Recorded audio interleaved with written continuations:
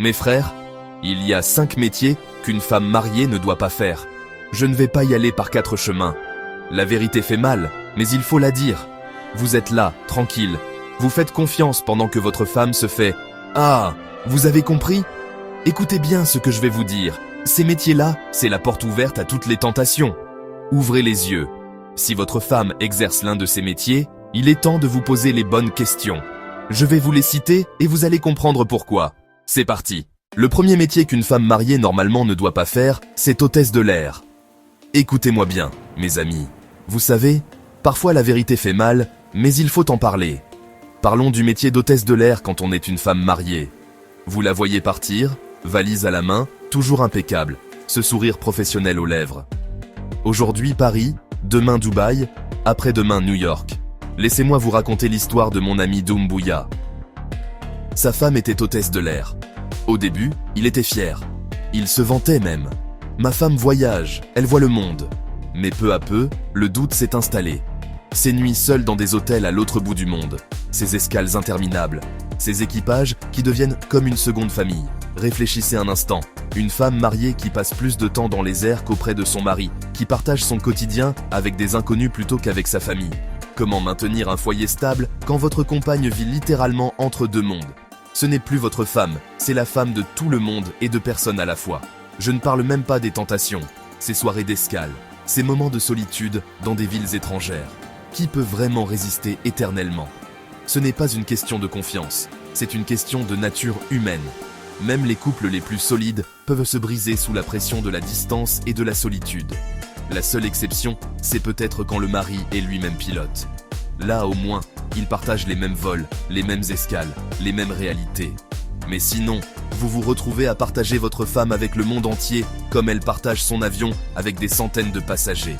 Je vois certains d'entre vous hocher la tête. Vous savez que j'ai raison, même si ça fait mal de l'admettre.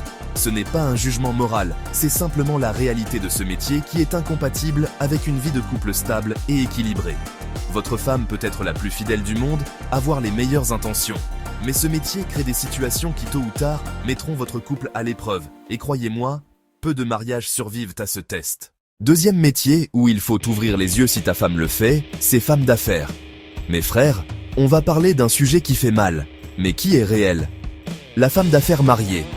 Vous savez, ces femmes qui voyagent constamment pour leur business, qui sont toujours entre deux avions, entre Dubaï et Paris, entre Londres et Conakry. Laissez-moi vous raconter l'histoire de mon cousin Ibrahim. Sa femme était une brillante femme d'affaires. Au début, il était fier. Ma femme est une boss lady, elle ramène de l'argent à la maison. Mais petit à petit, les choses ont changé.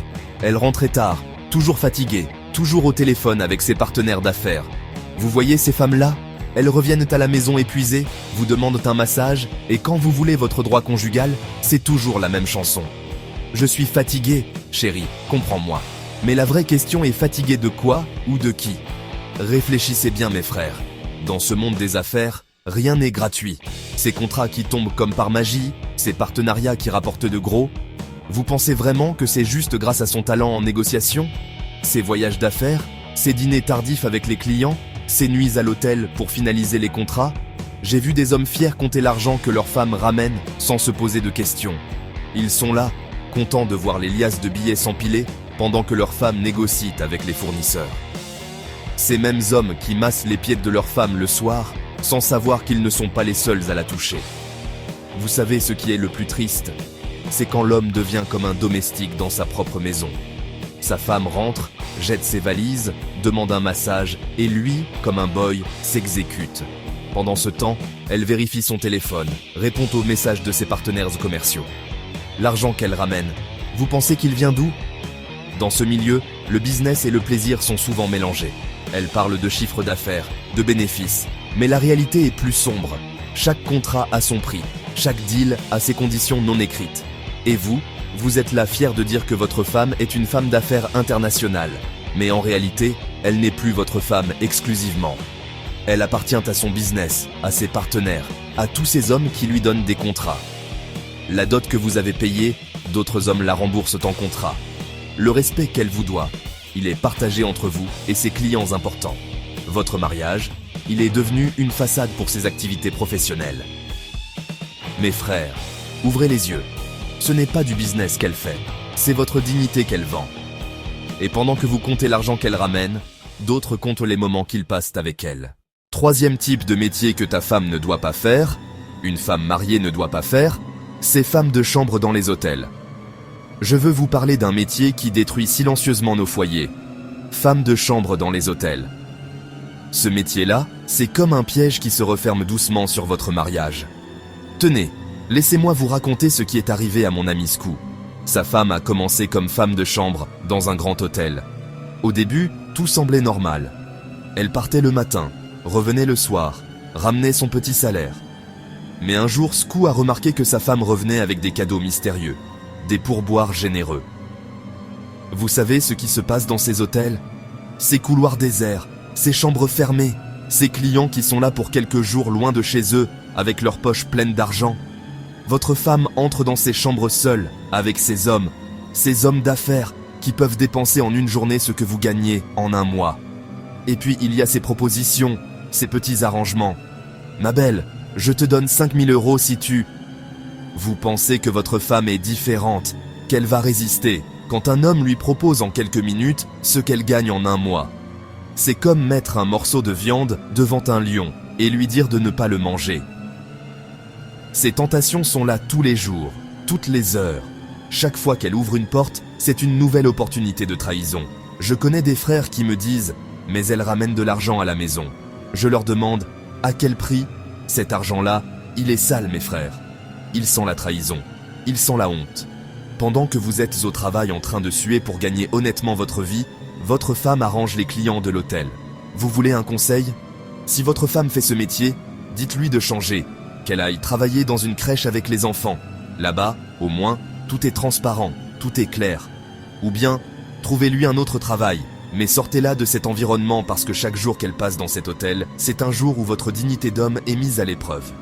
Chaque chambre qu'elle nettoie peut devenir le lieu de votre déshonneur. Et vous, vous êtes là fier de dire que votre femme travaille dans un grand hôtel. Mes frères, l'argent ne fait pas tout. Mieux vaut manger peu, mais dormir en paix, que d'avoir le ventre plein et l'honneur vide. Une femme mariée n'a pas sa place dans les couloirs d'un hôtel, à moins que vous ne vouliez partager votre femme avec les clients. Le quatrième métier qu'une femme mariée normalement ne doit pas faire, c'est aide à domicile. Je vais vous parler du métier le plus dangereux pour votre mariage, l'aide à domicile et particulièrement ces services de nuit qui détruisent nos foyers en silence. Ce que je vais vous raconter va peut-être vous choquer, mais c'est la pure vérité. Laissez-moi vous raconter une histoire qui s'est passée dans notre quartier. Un homme respectable, Mamadou, marié depuis 8 ans. Sa femme lui dit qu'elle a trouvé un travail d'aide à domicile de nuit.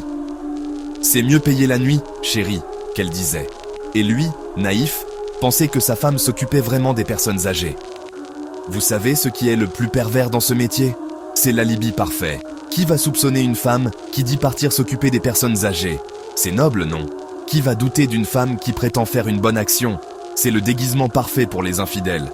Ces femmes partent le soir, sac à main bien rangé, tenue correcte. Je vais travailler, chérie. Et vous, vous êtes la fière de votre femme qui se sacrifie pour ramener plus d'argent à la maison. Mais vous êtes-vous déjà demandé pourquoi elle insiste tellement pour faire le service de nuit ? Pourquoi elle revient toujours fatiguée, demandant des massages ? Revenons à Mamadou.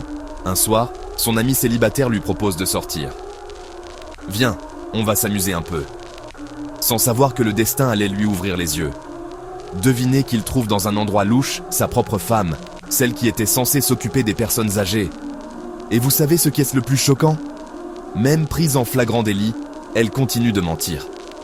Non, chérie, le patient a été emmené par les pompiers. J'allais rentrer. C'est ça la réalité de certains services d'aide à domicile de nuit. Pendant que vous dormez seul dans votre lit, pensant que votre femme prend soin des autres, elle prend soin d'elle-même si vous voyez ce que je veux dire. Et ne me parlez pas de l'argent, mais c'est bien payé qu'ils disent. Mes frères, tout argent n'est pas bon à prendre. Cet argent-là, il est maudit. Il sent la trahison, il sent la honte. Combien vaut votre dignité ? Combien vaut l'honneur de votre foyer ? Je connais des hommes qui me disent « mais elle aide vraiment les personnes âgées ». Peut-être, mais combien de tentations sur son chemin ? Combien d'opportunités de trahison ? La nuit, les maisons sont silencieuses, les témoins sont endormis et les démons sont éveillés. Si votre femme fait ce métier, surtout de nuit, ouvrez les yeux. Ce n'est pas de la suspicion, c'est de la sagesse. Mieux vaut un petit salaire propre qu'un gros salaire sale. Mieux vaut une femme qui gagne peu, mais qui dort à vos côtés, qu'une femme qui travaille la nuit et remplit vos poches de honte. Mes frères, protégez vos mariages. Il y a d'autres métiers et d'autres moyens de gagner sa vie. L'aide à domicile de nuit, c'est la porte ouverte à toutes les dérives. Ne laissez pas votre femme franchir cette porte ou vous risquez de la retrouver un jour comme Mamadou dans des circonstances qui vont briser votre cœur et votre dignité. Le 5e métier le plus dangereux pour une femme mariée, c'est les femmes qui travaillent à l'hôpital la nuit. Parlons du dernier métier qui détruit nos mariages en silence, le travail de nuit à l'hôpital. Je sais que certains d'entre vous ont des femmes qui font ce travail et ce que je vais dire va peut-être vous faire mal, mais c'est pour votre bien. J'ai un ami ousté, dont la femme est infirmière de nuit. Au début, il était fier. Ma femme sauve des vies. Mais aujourd'hui, il vit comme un célibataire. Sa femme dort quand il est réveillé. Elle travaille quand il dort. Ils se croisent comme des étrangers dans leur propre maison. Vous savez ce qui se passe dans ces hôpitaux la nuit? Ces longues heures silencieuses, ces salles de garde isolées, ces moments de pause où tout le monde cherche à se détendre. Les tentations sont partout. Entre collègues, ils appellent ça les gardes coquines. 20 minutes par-ci, 1 heure par-là, pendant que les patients dorment. Et quand votre femme rentre le matin fatiguée, elle dort toute la journée. Le soir, quand vous rentrez du travail, elle se prépare déjà pour repartir. Quel genre de mariage est cela? Vous vivez sous le même toit, mais vous ne partagez plus rien. Même les week-ends, elle est de garde. Vous appelez ça une vie de couple, vous?